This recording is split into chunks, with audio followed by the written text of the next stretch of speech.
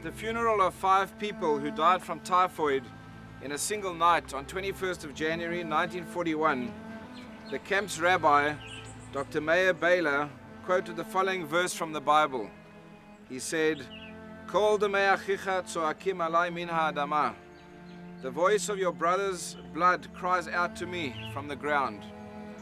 And we say here today, Kol hakvurim kan, אנחנו שומעים את צעקתכם מן האדמה, ומבטיחים לכם שלעולם לא נשכח אתכם. We here today hear your cries from the ground and assure you that you will never be forgotten. Europe, 1940. As Adolf Hitler's intent becomes clear, thousands of Jews, denied travel documents, frantically attempt to flee the continent and Nazi persecution. After months of fear, intimidation and uncertainty, on September 4th, 2 ships, the Uranus and the Helios, edge their way down the River Danube, destination Palestine. Crammed on board some 3,000 Jewish refugees, possibly the last known group attempting to escape Hitler's clutches and certain death. A terrible epidemic of typhoid broke out in the camp. Many were inflicted with chronic dysentery and other tropical diseases. More than 10 detainees were admitted to the mental institution. On board that September evening in 1940 were the Rapynski family, Mordechai and Peshach with their 2 young children, Yitzac and Hella.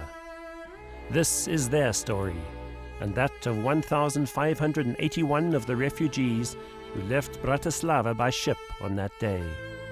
Arriving at Haifa after a grueling 3-month ordeal at sea, they were denied the promised land and deported by the British authorities to the Island of Mauritius.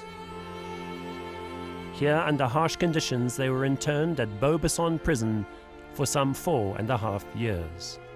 Throughout their detention of 4 years and 7 months, most detainees were able, with difficulty, to hold on to their dream, to one day be allowed to finally return to their homeland.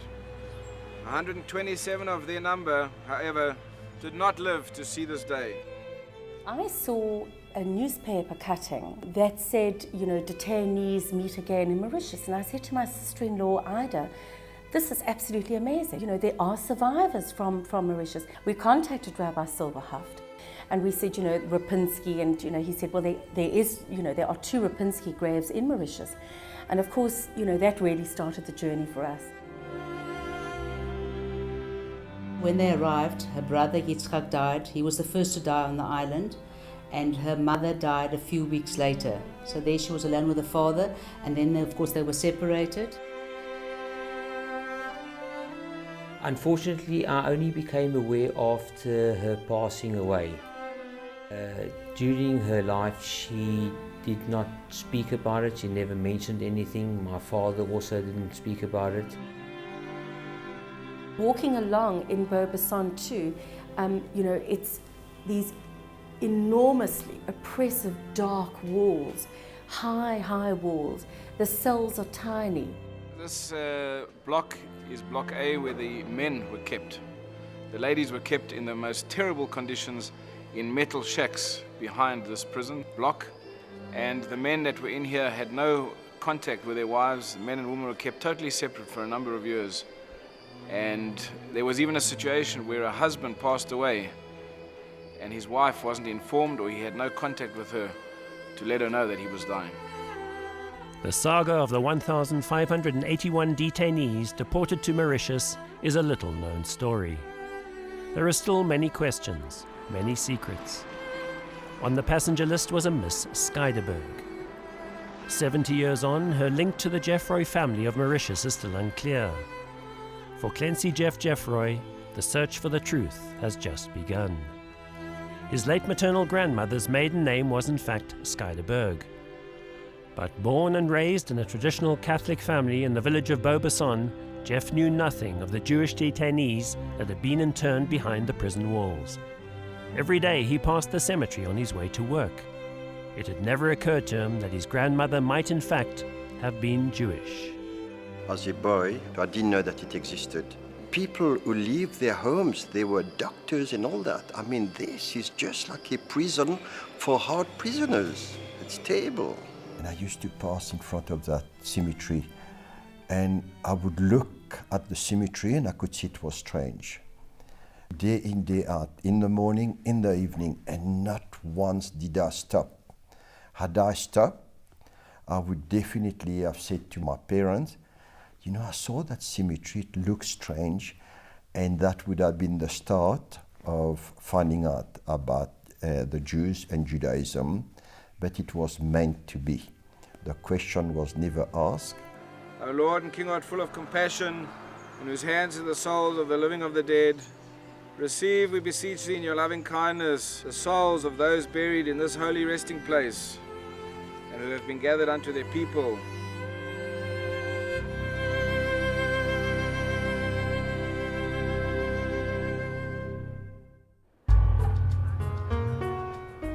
My late father-in-law called me one day and said to me, I have to show you something.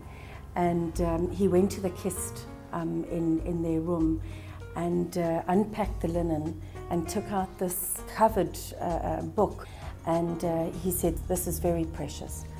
And I opened the book, and it was written in German. It had a map that was drawn, painted in it. And he said, this is the story of my late wife. The diary was that of Dr. Aaron Zwergbaum. One of the leaders of the refugees, Dr. Zwergbaum chronicled faithfully the journey to Mauritius and subsequent detention of the internees. There was also Hella's photograph album.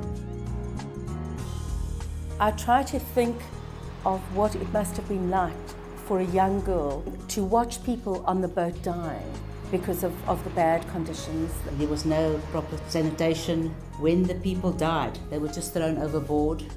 And this Hella all had to experience as a young girl of 12. By all accounts, the first leg of the journey by sea from Bratislava to Haifa was absolute hell. Standing room only, dysentery, fever, no medical supplies, very little food and water. People died. It took 3 grueling months at sea before the last of the 3,000 passengers disembarked at Haifa and were herded by the British authorities into the holding camp of Atlit. Although never ratified by the League of Nations, the British White Paper of 1939 governed their response and determined the quota of Jewish refugees they would allow into Palestine. To horror and dismay, 4 days later, 1,581 of the new arrivals were reloaded on board 2 ships and deported to Mauritius. 3 weeks later, at around 4 p.m. on Thursday, the 26th of December 1940, they arrived at Port Louis. It was a bittersweet moment.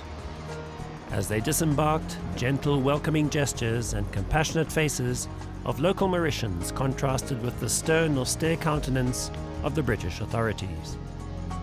Dock workers helped with baggage and gave them oranges and lychees. Creoles and Indians lining the streets waved and threw flowers as the refugees were driven past.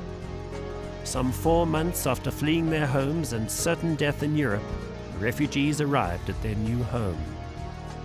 The heavy, metal-reinforced front door of a foreboding prison built from island rock in 1888.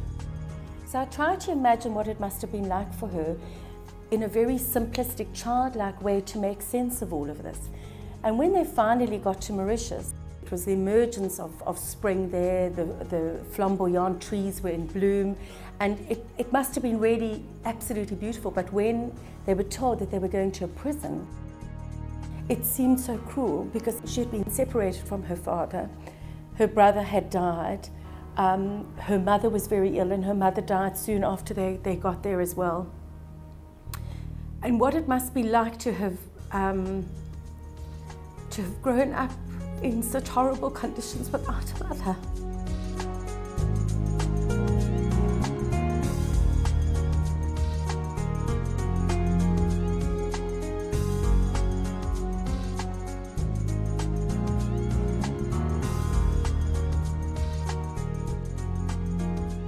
And so it was that we were able to get hold of Rabbi Silberhaft, who gave us the information of Dr. Zwergbaum's son, Tali Regev, who then was able to give us a list of survivors. And that opened up a whole new world of being able to trace my late mother-in-law's story. When I walked into one of the rooms, the man that wrote the diary, Dr. Swergbaum, his wife, as soon as I walked in, oh, here comes Hella, because I must have looked like her or something. And, you know, we had some of my late mother-in-law's photo albums. And going to the photo albums, there were some pictures of Mauritius in there, some of her friends. And that's when we realized the one photograph. Her friend Dora Hochstein standing next to a bicycle. And at the back of the photograph, it was, "To my best friend Hella, with love from your friend Dora." And I said, we just have to find Dora. So we hugged each other, and Ida was very, very overwhelmed. But it was amazing. A professor of law, in his diary, Dr. Swergbaum recorded a meticulous definitive record of life in BEAU BASSIN prison from 1940 to 1945. Grateful to have escaped the death camps of Nazi Germany, the hardships and challenges experienced in the day-to-day lives of the detainees were nevertheless a severe test of human endurance. The conditions were harsh, the inmates vulnerable. In the first 2 months, 41 of the detainees died. In spite of their situation, the inmates organized themselves into a productive community. They identified their needs and sent out requests. The South African Jewish community responded warmly and became a vital lifeline, channeling everything from musical instruments, medical supplies, seeds, religious items, to dental materials, books and paper. Local Mauritians, enthusiastic about the prospects of a refugee orchestra, also responded within their means. The board had wartime collection points and collection chests for all wartime refugees. But this particular group touched the South African community's heart because they were in a sense the closest they could get to Europe, which was under the Nazi heel at the time. One of the things the detainees enjoyed and the most and brought them a great deal of comfort were the Jewish newspapers from South Africa that were sent to them, and so they had some sense of what was still going on in the world of Jewry and the Jewish world through these newspapers. In all this, Isaiah Berger, the only identified Jew resident on the island of Mauritius at the time, played a critical role, coordinating all requests and delivery of items received. He passed away in 1989 and was laid to rest at Saint-Montagne Cemetery. After a while, restrictions on the detainees were periodically eased. With the musical instruments received, Papa Haas formed an orchestra, which gave evening concerts at the Town Hall Plaza Theatre of Rose Hill. The most memorable of these, attended by a quota of the detainees, was the participation of the orchestra in a performance of Puccini's La Bohème on the 1st of July 1941. There was a great concert where he played the famous Campanella. But at the opening bars, the opening notes, the audience was already thrilled. They were carried away by the tunes. When he saluted the crowd after the performance, we sent him a very wonderful round of applause. I know they were fine musicians. They used to go and play at the plaza, yeah. And then sometimes in the camp there were big trees. They used to sit and play classic. My uncle was a musician. He used to play violin. Said they were incredible. They were very good. They had a football team, and just to show that some were really good stars, excellent footballers. There was Papa's son who was the goalkeeper. Sorry, I can remember this. Boy Scout and Girl Guide movements were formed. Claude Farcy was employed as a gardener at the prison and remembers the detainees well. When he was in prison, across all these doors of the prison. Ça was in No? This is the stretch of beach where Hella and her friends enjoyed a camping trip from the 5th to 11th of August in 1941. The Boy Scouts had their turn the following week. Supervised by prison guards, married couples were now permitted to spend a couple of hours together 5 days a week. During this time, there were numerous personalities that interacted and made an impression on the local Mauritian community. One was Mrs. Anna Frank, who came from Berlin and who gave art lessons at the local school. She was a great niece to Max Liebermann, the German Impressionist painter, and painted several portraits commissioned by Mauritians. Another of the detainees, a Mr. Baboul, somewhat of a ladies' man, remains a legend even today. He was really good looking and happy every time he was smiling. He was the most popular. And he used to come home and with some refugees, you know. And my dad said to Mom, don't give him money, he's going to go and see the girls. So Mom was sad. She said, okay, Boo-Boo, a shirt for you. And in the shirt there was some money for him. He was happy. And he was always smiling. And I think everyone knows Boo-Boo. I know the refugee was sad when they left. They got plenty of friends here in Mauritius. And even my dad was sad, and Mom, she said they were really good people. In August 1943, sadly, things once again changed for the worst.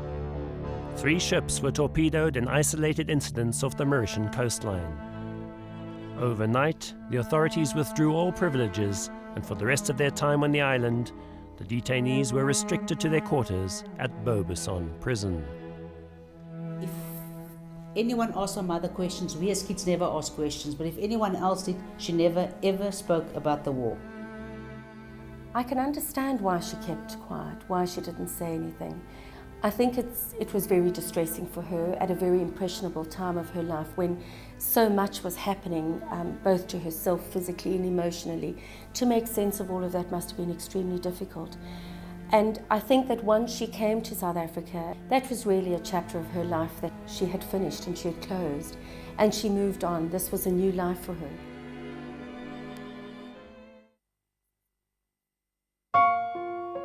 Born and raised in the village of BEAU BASSIN, a devout Catholic, Clancy Jeff Jeffroy came to Johannesburg, South Africa in November 1966.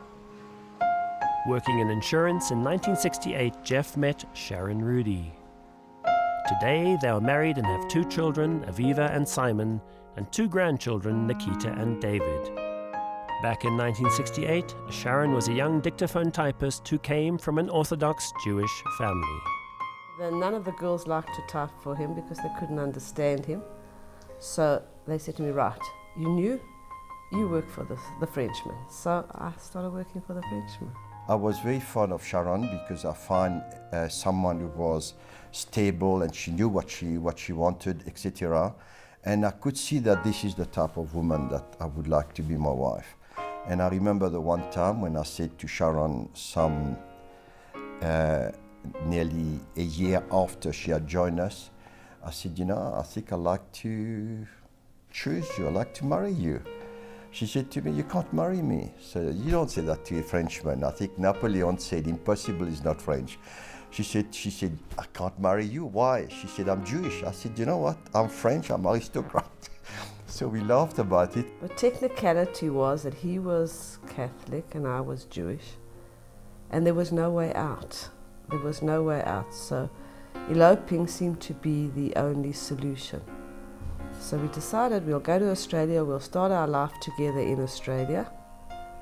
And we didn't know what the future held, but the mystique of being together and being in a country free from the family pressures was what was the great attraction.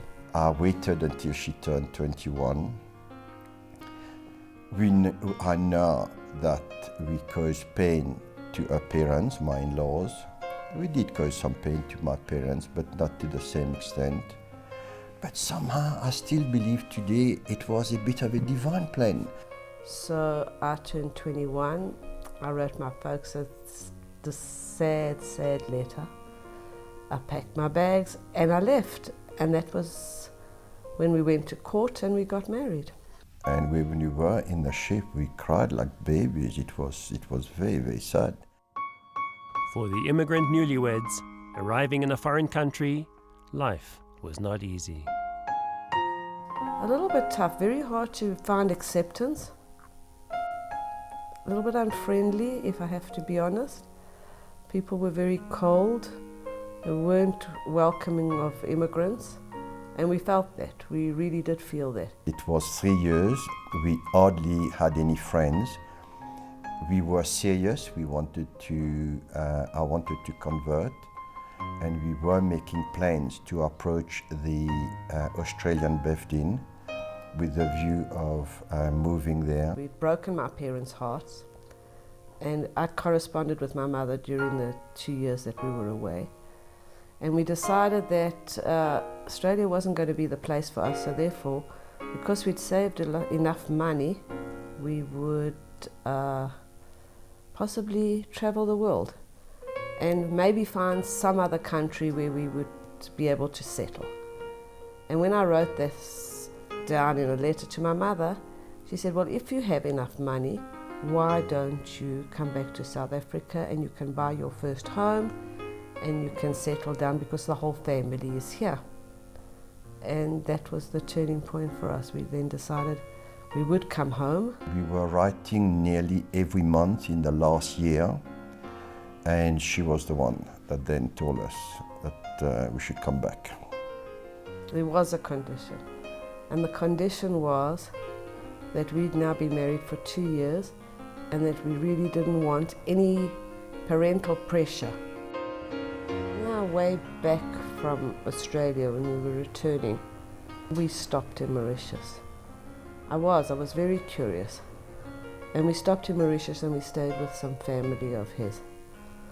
And he took me to his house. And I was heartbroken because he told me what his house was like, and I said, no, it can't be like that. My background was very, very middle class, very ordinary, but his was also very middle class, but bordering on the poor side. That lychee tree is still here, and we used to climb on that tree, eat the lychees and play. We used to play on that. That gate was there, and there we used to play volleyball. Cars used to come and park here. This was my bedroom. It was a corrugated iron bedroom. It was my bedroom. This was an open veranda. I was a little bit taken aback. I was saddened, but I was proud that he had come a long way since he'd left Mauritius. And that wasn't a great number of years later. He left in 1966, and we came back to South Africa in about 1973. So we'd come a long way. We'd come a long way in a short space of time. On the 9th of May 1945, Germany surrendered unconditionally, and the war in Europe was over. 3 months later, on the 11th of August, the detainees said a final goodbye to BEAU BASSIN prison. In April of that year, Edith Eisler, a young woman of 20, tragically succumbed to polio. Her untimely death brought to 127 the final number of those who found their resting place at Saint-Martin Cemetery. At Port Louis Harbour, Hella and her father Mordechai Rapynski were amongst the 1,307 that boarded the Franconia, destination Israel. By this stage, Mordechai was blind. During their detention, Mordechai and Hella discovered that they had relatives in Cape Town, Fanny and Leon Dragon. When the boat stopped to refuel at Mombasa, Hella, a young woman of 19, boarded a train for the Cape. On the 26th of August 1945, Mordechai Rapynski was one of the survivors from BEAU BASSIN prison who finally reached the promised land. Hella, taken in by her aunt and uncle, Fanny and Leon Dragon, started a new life at 65 Devon Street, Woodstock in Cape Town. Here she met Jack Barokowitz. 5 years later, on the 20th of November 1949, Hella and Jack were married at the Woodstock Shul. Happily married, Hella corresponded regularly with her father Mordechai in Israel.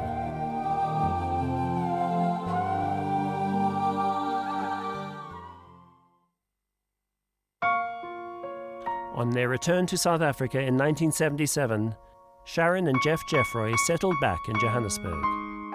They started a family business, Success Insurance Brokers. The family kept their word. There was no pressure on Jeff to convert. But for Jeff, his spiritual journey had long begun. Soon after their return to South Africa, he made the decision to Magai. Coming from Mauritius, I was brought up Christian. I was in South Africa for nearly 5 years before we left for Australia, having met and married my wife and learning through her about Judaism. I did not know the mountain that I was climbing, yet I was prepared to convert. It was genuine, the feeling was there. Made my life force, spirit, soul and the rabbi that was appointed to help him study was a very nice man, a very gentle man, and he almost loved Jeff because he just gave his all to Jeff. So the process wasn't difficult, it was long. From what I remember, he went to lessons once a week, and after about 2 years he went through the Magairing process, which again wasn't easy, and that wasn't very pleasant, but not all things in life are pleasant. It took me 2 to 2.5 years to study and learn and understand. And I was lucky. I had Rabbi Rudy, who is, he just passed away recently, blessed his heart, was very instrumental in helping me. He was a great guy. And then there was that genuineness to find out more. Whatever religion you follow is great, as long as you do it as a family. That you don't have one person pulling one way and the other person pulling the other way, so, which was great. It was a great feeling. I think first of all, knowing that you are accepted by your in-laws, you're accepted by the Jewish community, and also knowing that I was now an entity with my wife and the family. And then, out of the blue, some 25 years later, 2 things happened within a short space of time. Jeff's uncle in Australia passed away. His son phoned the Jeffroys in Johannesburg with the news, and to say that he's found some documents that suggest that their late grandmère was in fact Jewish. I received grandmère's birth certificate and a death certificate. That were the only 2 papers we've had. And in the death certificate, my father and my uncle, who were the witness to her death, and they signed as witness in the death certificate under the question about the parents of your mother. The answer unknown. In addition, the name given on his grandmother's death certificate was not her married name of Madame Telescoeur, but instead her maiden name, Schuylerberg. Why would my uncle decide to register a mother as Schuylerberg? Why not Madame Telescoeur? Why do you say that you don't know her parents? Surely, every son knows their grandparents. With the birth certificate, the mystery deepened further. The birth certificate says she was born from a dad and Madame d'État. Why Madame d'État? It would have been Madame Schuylerberg. The search and the truth that I'm seeking was grandmère and maybe her kids, my uncle and aunt, were they part of the crew that landed here in 1940? I know that her dad was here, and I would like to establish where did she come from, or where did he come from, because if she came here with him, which was reflected on a birth certificate, it means that she was Jewish and never changed her name. And then he met Rabbi Silverhaft. And Rabbi Silverhaft added a little bit of spice to the story and the intrigue, and the ball started rolling. We both go to the same salon to have our haircuts, and I was sitting in my cubicle having my haircut, and I just returned from a visit to Mauritius, and I was talking about Mauritius, and his son-in-law Uri Crost was in the next cubicle, and he heard us talking about Mauritius, and he came in afterwards to say that his father-in-law came from Mauritius and that he was Jewish. So I was fascinated. I gave him my card. I said, let him call me. I can still recall him telling me, showing me about the Jews who left Europe in 1940. He came across the passenger list, and among the passenger list was the name Skydeberg. Now that excited me because it means Skydeberg is then Jewish, and two possibly Gomer. And so began another journey for Jeff Jeffroy. His search for the truth took him back to Mauritius, to the very Christian cemetery of St. Jean, in search of his grandmother Madame Telescoeur's grave. And once again, the key to some long-kept family secret was seen to lie in his grandmother's maiden name, Lucy Skydeberg. So I went to the office and I asked for them to look up Madame Telescoeur, which would be my grandma's surname, having married my grandpère Telescoeur, and it couldn't be found. We found my grandfather's name and the number of the grave, but my grandmère was not to be found. So I said, that's impossible. And I said to him, you look up under Skydeberg.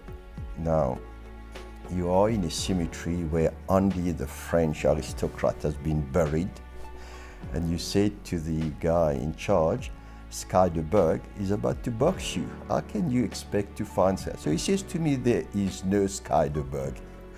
I said, I spelled it for him, and I said, now key in.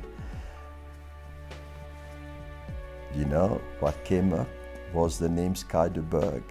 And there, on the grave, she was buried at the same place where my grandfather was buried. And it says there, Madame Telescoeur née Skydeberg.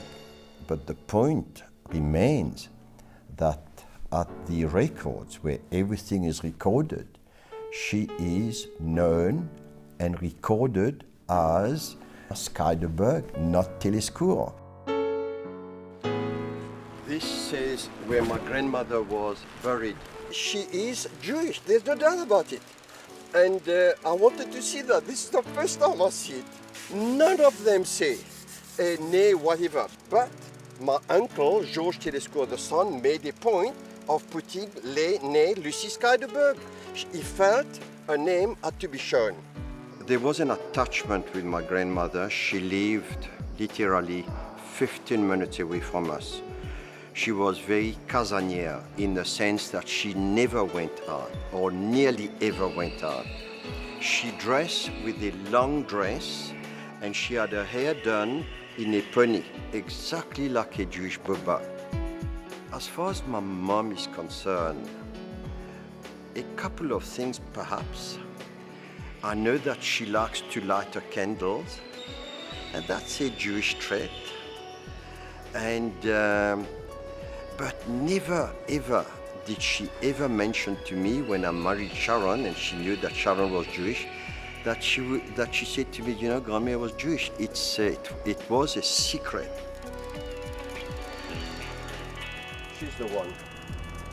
Nissi Skydeberg. There was no reason to say that, you know what I mean? Unless if there was a reason. You know what I mean?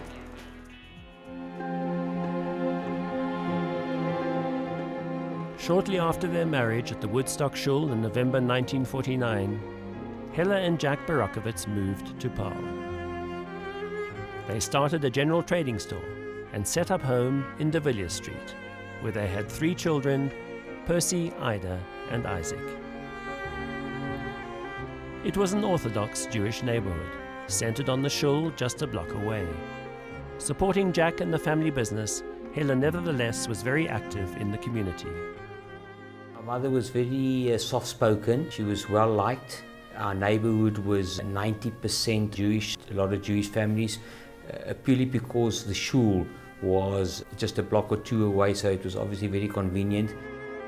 We had a kosher home. We were, brought up Orthodox. When my mother used to go and buy the kosher, she used to bring the meat home and she used to re-kosher it at home. That's how religious she was, is that she might have felt that perhaps they didn't do the job the way they should have, and just in case, so she used to re-kosher the meat at home.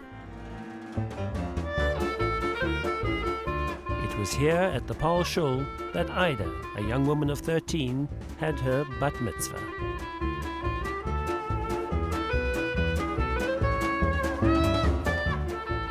Every 3 or 4 months, she used to make up parcels, wrap it, and send it off to Israel for poor people.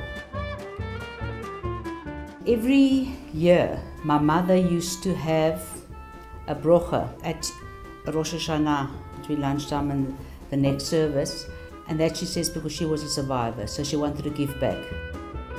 My mother was privileged enough to speak a few languages, obviously at home we spoke English and, she could speak Afrikaans and she could speak Yiddish and she spoke a bit of Polish and she could speak German. And, we could never really understand because my late father used to speak Yiddish, so whenever they wanted to say something and they didn't want us to know what they were saying, they used to speak a little bit of Yiddish. She used to smoke. The latter part of her life I used to steal some of her cigarettes, I recall. She loved music, and she also sang in choir. She had a magnificent voice. Although now totally blind, Mordechai Rapynski enjoyed frequent trips from Israel to his daughter Hella and family in Paarl, sharing the joys of her new life. I got to know him quite well and I had a good relationship with my grandfather. I was obviously very young at the time, sort of 8, 9, 10. And what I do remember quite well is that he taught me my bar mitzvah portion. And that was unbelievable, sort of being blind. I used to take him to shul a few blocks away.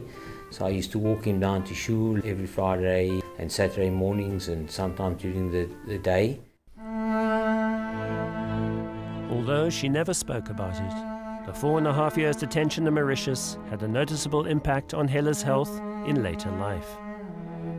A bittersweet memento from her formative years, this is the bag made by Hella during that time as a young girl growing up in BEAU BASSIN prison.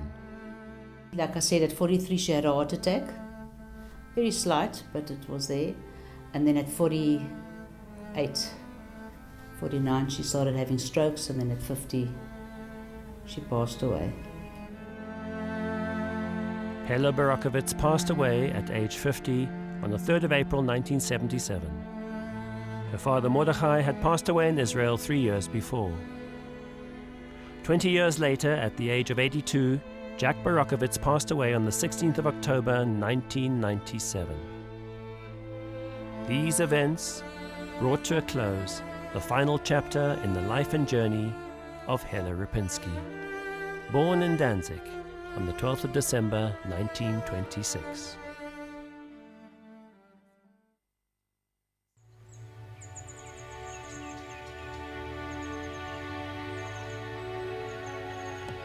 On the 22nd of November 1946, the government of Mauritius, by deed of grant, handed over the Jewish section of St. Montan's Cemetery to the South African Jewish Board of Deputies. With time, due to the elements, many of the headstones became eroded. A Christian Mauritian architect, Jacques Demorère, took it upon himself to have the cemetery restored.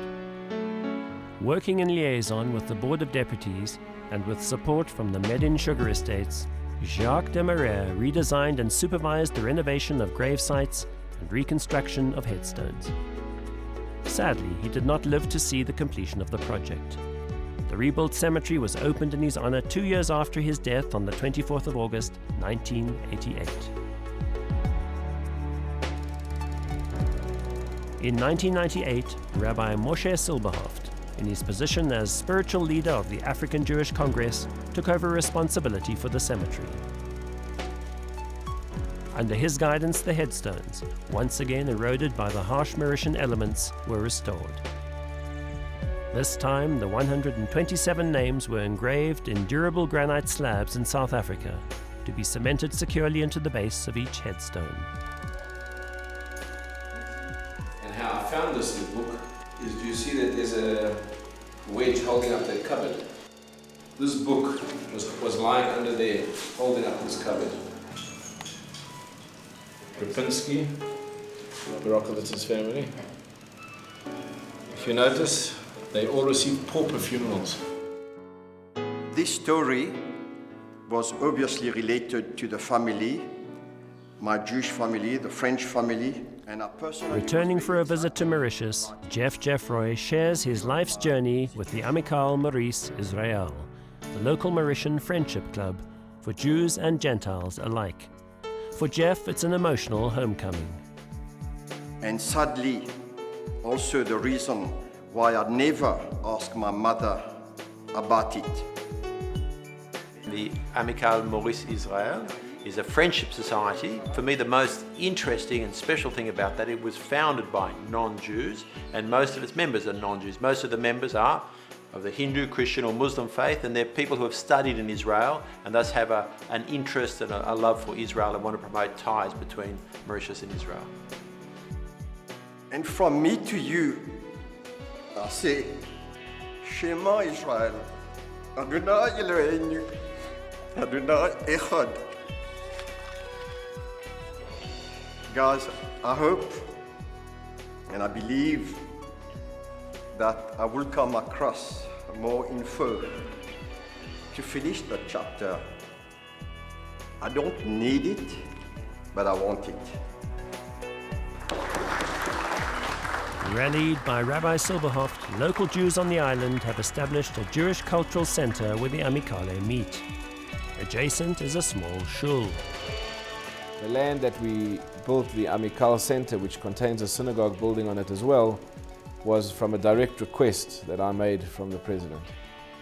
On every visit to the island, I make sure that I visit State House and pay my respects to the president. We have a very warm relationship and an understanding. He says that he and I have a very similar work. We're both gardeners and firemen. We tend to our flock, but often we have to put out fires.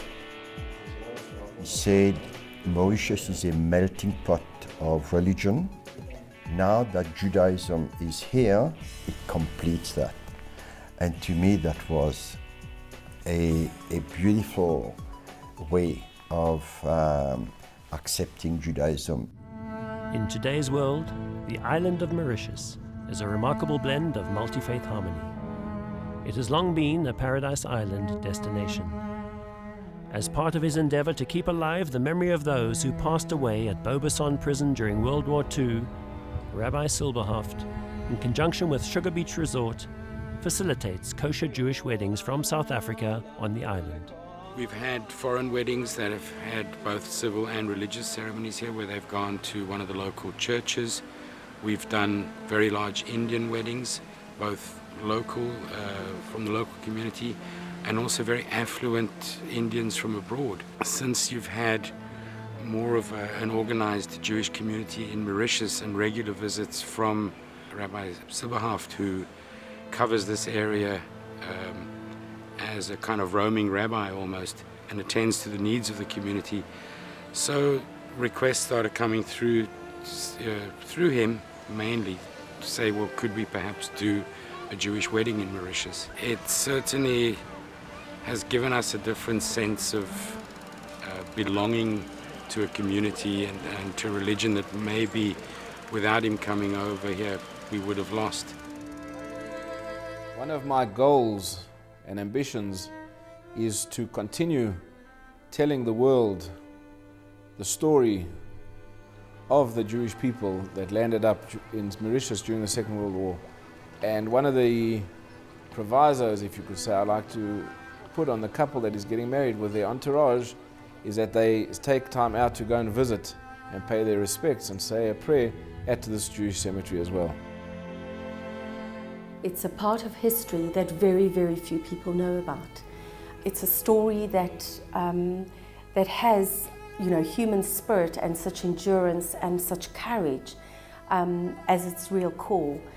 And I think for me to tell my children is absolutely essential. We will, when they're able to understand it a little bit more, because they're still quite young, we'll certainly take them over to Mauritius and certainly to Israel to possibly meet Dora. The moment I have proof that Crammed is Jewish, there is a Jewish cemetery in Mauritius. We may have to have a little ceremony there. We won't go as far as digging the grave. I don't think we will do that. We don't want to do that. But there is that little cemetery. It's a Jewish cemetery, and I would like to know that we have a little ceremony there. And me, as the grandson that was meant to return into the fold of Judaism, she chose me perhaps to do that. I need to say Kaddish for Crammed. And that, I think, personally is what's important.